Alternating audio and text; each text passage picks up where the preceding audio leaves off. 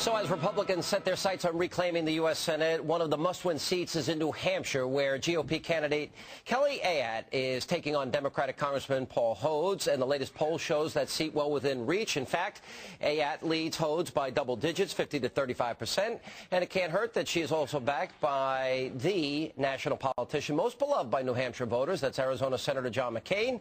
He is in New Hampshire to campaign for Ayotte this weekend, and both of them join me now. Now, Kelly, I got to tell you something. You got to be really careful the company you keep. Yeah, that's right, Sean. Well, anyway, first of all, the campaign is going really well. Now, New Hampshire over the years has been a state that could go either way, as a lot of northeastern states are. Let me ask you this. There's been this battle between the establishment Republicans, and we saw these races. For example, Rand Paul, we saw Joe Miller, we saw Christine O'Donnell, and more conservative Tea Party supporting candidates. Where do you find yourself?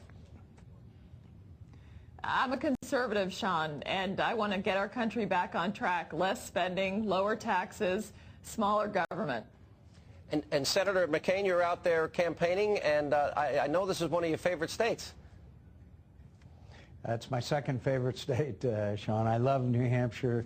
I love the independence of the people. I love I love Kelly Ayotte. She's going to be an instant star when she gets to the United States Senate. And by the way, also, I believe Sarah Palin had endorsed you, right?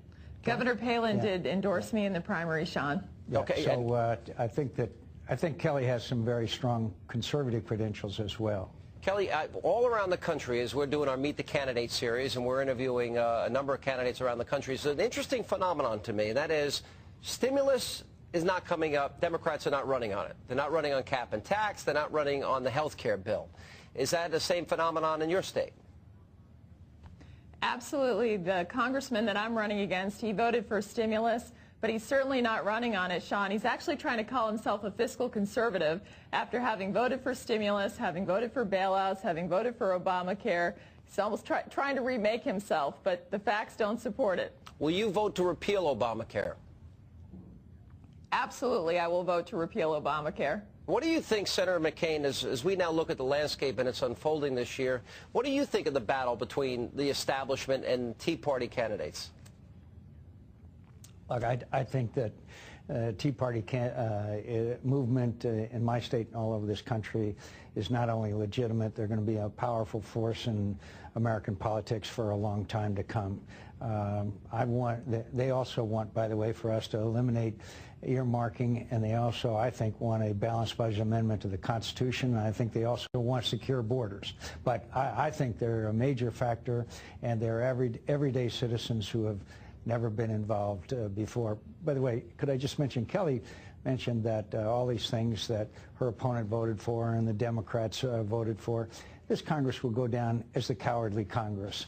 We left town without a budget, without a single money bill, appropriations bill, and a failure to address the tax extensions.